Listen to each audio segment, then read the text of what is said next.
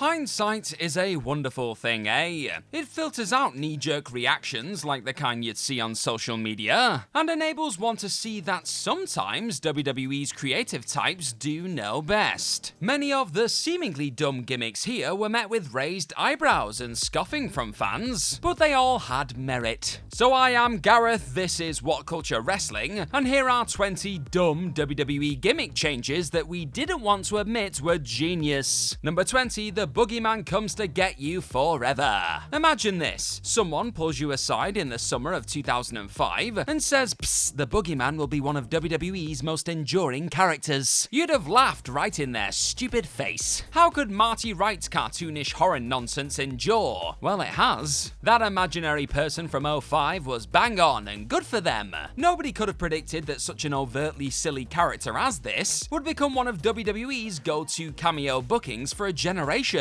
Boogie hasn't appeared for a few years now, granted, but we're coming up to the 20-year mark since he debuted his worm-eating ploy to bag a company contract. That is remarkable for something so one-note. It's almost impossible to name a handful of Boogeyman matches, and yet he'll likely show up again here or there in the future whenever creative needs something easy to get a nostalgia pop. Who the hell saw this wrestle-crap-worthy gimmick hanging around for so long? Number 19, R-Truth is a friendly idiot. In 2011, R-Truth started yakking on about a mysterious imaginary pal of his own, Little Jimmy. No, Jim didn't say anything about the Boogeyman's legacy, but he did become an invisible tool that Truth could use to power his promos. The whole thing was so curiously entertaining that the guy even bagged a main event match with John Cena at one point. Fast forward to 2024 and R-Truth has cranked up the resident idiot dial to charm fans with some legitimately funny backstage skits. His work opposite Judgment Day, for example, almost caused Damian Priest and Finn Balor to corpse on multiple occasions, and the laughter coming from crowds was genuine. This is the funniest Truth has ever been, really, which is almost certainly something nobody saw coming for the guy a full decade at least after his prime. Ron Killings just works as a friendly, well-meaning moron, and the fact he even survived the dreary 24/7 title days says it all. In Truth we trust, then, now, forever. But I want to know really quickly, what has been your favourite R-Truth moment in WWE? Was it the silly ladder nonsense at the Royal Rumble that one time, or something else? You let me know in the comments section down below. Number 18, sad Baron Corbin is sad. There is a section of the wrestling fanbase that will never ever like Baron Corbin, and that's fair enough. But even the man's harshest critics must admit that he put his all into that King Corbin to bum-ass Corbin, Pat McAfee's words, not mine, change in 2021.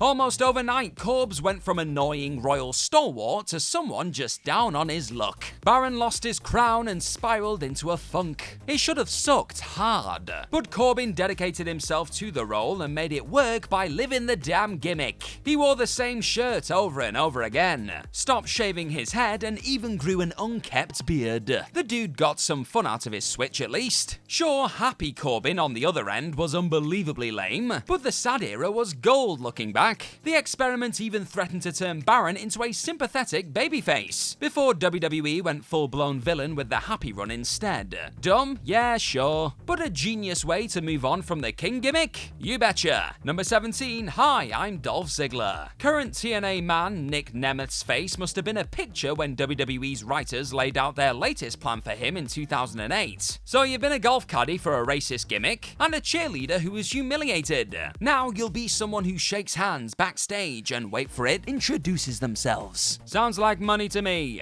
Seriously, even the name Dolph Ziggler was ridiculed on various internet forums at the time. It sounded so damn silly, and the way Dolph tried getting friendly with various workers behind the curtain was tiresome after just a handful of promos. Then something special happened. Ziggler volleyed the paper-thin handshaking gimmick into orbit and showed what he was capable of in ring. Comparisons were made to everyone from Kurt Hennig to Shawn Michaels, and Dolph went on to enjoy a WWE run that lasted right up until 2023. In hindsight, as stupid as it seemed, going from Nikki of the Spirit Squad to slicked-back rookie Ziggler at least gave him a platform to show off his skills. Number 16, Al Snow gives the world head. Many gimmicks from the vaunted Attitude Era seemed like they'd been crafted by a teenage boy playing WWE 2K24's Universe Mode. Take Al Snow. He was a walking punchline who carried a mannequin head that was named after a certain sexual act. That was the entire purpose of the head gimmick. It got over huge though, everybody wanted head.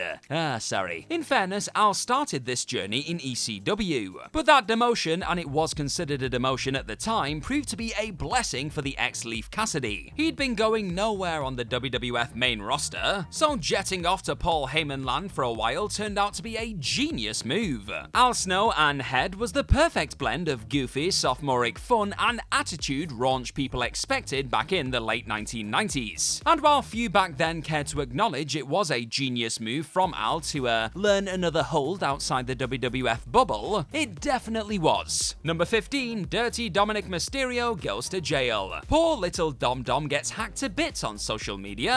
Fire up your favorite timeline, punch in his name, and you're sure to see comments criticizing WWE for nepotism, and or Dominic Mysterio himself for daring to have a legendary father. Those cries intensified when Dom and Ray formed a tag team on TV. People were so rough on Mysterio Jr. Then WWE handed Dominic a reprieve. He turned heel on his dad and broke out of Ray's shadow by pretending to be a jailbird who lived the life of a hardened, albeit falsely imprisoned criminal behind bars. Immediately, Dom had something to hang his hat on in promos. But creative wasn't done yet. Dirty Dominic assumed a significant role in the revamped post-Edge version of Judgment Day, and has not looked back since. Yes, the jail time stuff might have been hokey and a bit unbelievable, but it did turn Dom into more than just Ray's gangly kid. He got a hell of a Mania entrance out of it too. Number 14, Right to Censor trashes raunchy gimmicks. The wrestling community hasn't been kind to Right to Censor since it vanished from screens. A lot of that hate seems to be aimed at the knowingly dreadful entrance theme they used, but it was supposed to be annoying. Then there are those who are brassed off that the WWF curtailed popular gimmicks like The Godfather or Val Venus. Again, that was done on purpose. You were supposed to be angry that the pimp and porn star characters vanished in favor of hoity-toity buttoned-up types, who were more likely to preach against past transgressions than revel in them. Right to Censor was a quite excellent send-up of the real-life Parents Television Council putting heat on the company for risque content. It even gave going nowhere mid-carders like Stevie Richards, Bull Buchanan, and Ivory some purpose they badly needed if they were going to survive on the roster. Not a bad piece of business if you ask me. Number 13, Happy Rusev Day. Say hello to a silly catchphrase that was likely meant to last for a few weeks at most. After beating Randy Orton in 2017, Rusev declared every day Rusev Day, and began aggressively barking that at fans. This routine heel move played before gentle boos for a while, but then people started enjoying the Bulgarian's OTT presentation. It was something totally fresh for him, and that is what mattered to fans. WWE cut the legs off the idea instead of running with it, of course. Being more specific, Vince McMahon didn't like that Rusev Day was playing before Cheers, and trashed the gimmick rather than continuing to make cold hard cash aplenty from merch for as long as possible. Now that was dumber than Rusev, Lana, and Aiden English going overboard by inventing fake holidays could ever hope to be. Attend any WWE show between 2017 and 2018, and you'd likely see a Rusev Day t-shirt in the crowd. They were everywhere. The catchphrase was over as heck for a year or so before McMahon stupidly buried it. It's wild that something so silly clicked, then got binned because it was never meant to gain traction. Number 12, Heath Slaters got kids. What a trip 2016 was, man. WWE brought the brand split back, and Heath Slater teamed with Rhino to become the least likely tag team success in years. Their entire act revolved around Slater moaning that he had to win to feed his kids back home. Oh, and Rhino also adored squeezy cheese from a tube too, for some reason. Heath would passionately put forward his babyface case in promos, as the ex-ECW original munched cheese on crackers and stared down the lens. It was so odd, but people gobbled the twin everyman gimmick up and turned the Slater-Rhino combo into oddball SmackDown Tag Team Champions. You love to see it. The genius here was that Slater in particular had been struggling since the Nexus days. 3MB, the social outcast, and more weighed him down rather than lifting him up. Who could have known that something so simple as providing for his off-screen children and taking a kick in from Brock Lesnar for trying to do so would get him so damn over, eh? Number 11, Chad Gable wants you to shush. Shorty G was an abomination of an idea that shouldn't have ever left WWE creative meetings. Ripping defending the hell out of Chad Gable for being roughly the same height as most workers, poking fun at his size, was a frankly rubbish concept, and people were glad to see the back of it. WWE's next ploy for Chad was to have him head up the heelish Alpha Academy and form a tag team with Otis. The pair were played for laughs initially as Gable obnoxiously yelled "shush please" at everyone, and folks figured this would likely just burn out and fade away after a few months of on-off TV time. Not quite though. The shush thing randomly caught on, and the Academy has grown to add members like Maxine and Akira Tozawa. Incredibly, Chad also went from a going nowhere in a hurry heel to gritty underdog babyface who some would have preferred to see wrestle Gunter one-on-one at WrestleMania 40 over Sami Zayn. That is a staggering upturn for Gable's career, all things considered. Cheers for watching this wrestling video today, folks. Now go and be the genius that I know you are and tap that subscribe button down below for more What Culture Wrestling in your life. Number 10, the Hurricane is coming through. This should not have worked, especially mid-invasion angle. Talented cruiserweight and WCW man Shane Helms turned into a bogus superhero called the Hurricane in 2001. Keep in mind this happened whilst the WCW-ECW Alliance storyline was still the WWF's focus, so Hurricane should have hurritanked in a flash. Yes, that was another superhero joke and I'm not sorry. He did not tank though, not even close. Wrestling magazines chastised the company for slapping a green light on Helms' switch at the time, but somehow Helms was so damn good at the role that he turned it into a niche instead of a noose. The Hurricane was one of the most loved mid-carders on the entire roster by 2002. Shane's creativity and energetic all-or-nothing approach to the gimmick manifested memorable moments versus The Rock and other top liners. Few, if anyone, had that on their predictions list when he was teaming with Lance Storm in the Alliance. Number 9, Too Cool Defy the Odds. Vince Russo's original idea for Too Cool was to create an anti-Hardy Boys act that'd be totally uncool. The then WWF writer enlisted Scott Taylor and Brian Christopher tweaked their pre-existing Too Much name, and boom, Scotty 2 Hotty and Grandmaster Sexay were thrust into the world kicking and screaming.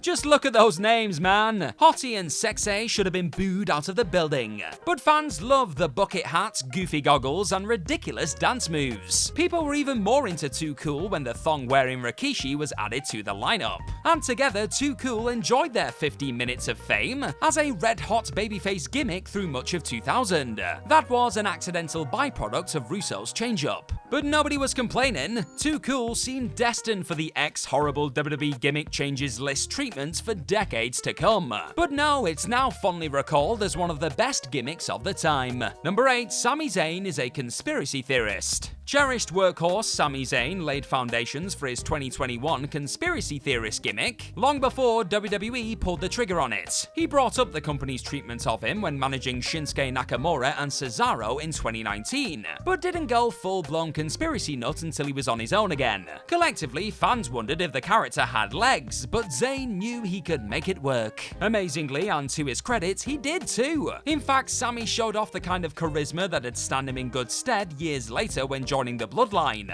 and eventually spinning out into an unlikely babyface singles run. Droning on about how he was being held back by management helped sow seeds for that moment. Zayn's promos were so passionately produced that it was hard to take your eyes off him really, and he steadily built a groundswell of support on the mid-card before skyrocketing up the card towards main events. There was hidden genius to all that dumb conspiracy stuff, you know. Number 7, Stardust changes Cody Rhodes. Okay, so this one stands out as a bit unique, and some of you definitely won't agree. That's fine, because it wasn't genius in a deliberate sense. Playing the Stardust character for so long soured Cody Rhodes on WWE life. So much so that he requested his release in 2016 and went out into the big bad world of wrestling solo.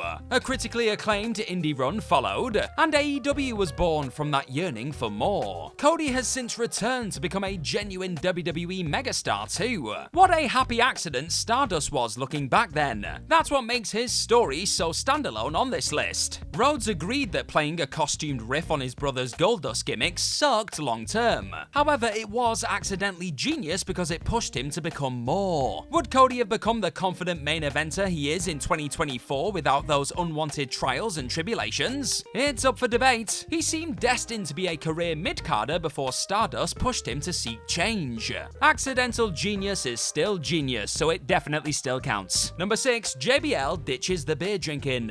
JBL was a sensational upgrade for Bradshaw. It was unwanted at the time though, chiefly because his APA tag with Farouk had been so over with live crowds. You knew what you were getting with the beer drinking, card playing guns for hire, which made it difficult to accept that the ride was really over. WWE put its full might behind JBL's seemingly dumb DiBiase meets J.R. Ewing from Dallas character. Bradshaw definitely wasn't a popular choice to become one of SmackDown's focal points in 2004, but it was probably the right call in retrospect. He was perfect for the role of the obnoxious heel businessman, and successfully transitioned from mid-card to main events without pause. Number 5, Damen Sandow. Playing a hammy stunt double defo would have tanked in the wrong hands, but Damen Sandow needed something light and fun following his failure as the intellectual savior of the masses. Rather than get the petted lip and bemoan his Money in the Bank flop, Sandow embraced the chance to become the Miz's stand-in. How he and Miz kept a straight face is beyond everyone though, because Damen was superb here. He'd wear toy replicas of Miz's titles, and generally did everything in his power to get fans on side and show WWE he was a team player, and the dude turned the gimmick into something more than it deserved to be. Number 4, The Undertaker is a biker? It's easy to roll with the punches and downplay what risks The Undertaker was taking in 2000 when he morphed from satanic undead overlord into a tobacco-chewing biker. That was a risk the dead man was willing to take, cause he realized change was needed even if everyone else was blind to that necessity. Taker has since lifted the lid on his monumental switch by telling fans on YouTube that countless people behind the scenes told him he should scrap plans and revert to type backstage at Judgment Day 2000. Becoming the American badass would humanize his character too much, everyone reasoned, but he was having none of it and plowed ahead anyway. Humanizing The Undertaker actually helped prolong his run, especially during an era that was less reliant on supernatural shenanigans or cartoonish flair. Taker also knew he could always return to his roots eventually, which was a Mensa level bit of foresight from someone willing to take the plunge most wouldn't. Number 3, King Booker. The buffoonish King gimmick has been a creative noose for so many workers not named Jerry Lawler or Randy Savage, but Booker T stands proudly as someone who made it click. Think about the failures here. There's some properly great talent. Harley Race, Haku, Sheamus, and Wade Barrett all come to mind. King Booker and his beautiful Queen Sharmell were different though. They hurled themselves into a delusional royal world and deliver performances so over the top it was impossible to cast your gaze elsewhere. The way Booker went from respected worker to despotic royal ruler after winning the 2006 King of the Ring tournament was stunning. Not just any old worker could have pulled that off the way he did. Becoming king breathed new life into Booker's WWE career because he was willing to clown himself at the right times too. Like only the best workers can, Book also knew when to dial down the silliness and get intense mid-match, and he remains one of the best to ever adopt a typically unwanted gimmick. Number 2, John Cena equals Vanilla Ice / Eminem. As legend has it, people heard John Cena rapping on a WWE tour and were impressed by how good he was. Then one cosplay as Vanilla Ice during a SmackDown Halloween party later, and Cena's destiny was locked in. He'd become pro wrestling's answer to bad boy rappers like Eminem. Being honest, John's approach had a splash of Fred Durst in there too. He was a phony hard man at times, but it saved Cena from the WWE chopping block. He apparently thought he was in line to be released, and it also let the guy show some actual potential. Overnight, he became more than a generic babyface in boots and tights screaming about ruthless aggression. But even with that being said, no one realistically thought Cena had a chance of turning the rap game into something above mid-card. It's astonishing then that JC went on to become WWE's poster boy for around a decade pre-Roman Reigns. Of course, he had to tone down the rap stuff to get there, but yes, that still counts as an essential part of his growth. Number 1, Mick Foley is Dude Love. Speaking of huge risks, few in WWE history took a bigger one than Mick Foley in 1997. He'd found fame as Cactus Jack elsewhere, and Mankind after signing with the promotion. But Mick loved the thought of bringing his goofy teenage creation to flagship programming like Raw is War. Thus, Dude Love was born. It could have backfired too, and theoretically basically killed off his more established Mankind character. How could fans ever accept Mankind again if the dude bombed spectacularly? Foley didn't need to worry about that, however, because everyone accepted Mr. Love with open arms, man. It was Dumber Than Dumb in '97, but playing Dude Love actually let Mick showcase more of his naturally likable personality behind the mask he'd been wearing on TV. That, in turn, evolved the Mankind gimmick into more than it arguably had any right to be, too. Genius stuff all around, I'm sure you'll agree. Did you enjoy this collection of dumb gimmick changes that were actually genius? Then go and check out this 9 wrestling gimmicks that took years to get over one, too. It's a hell of a time, believe me. Bye-bye.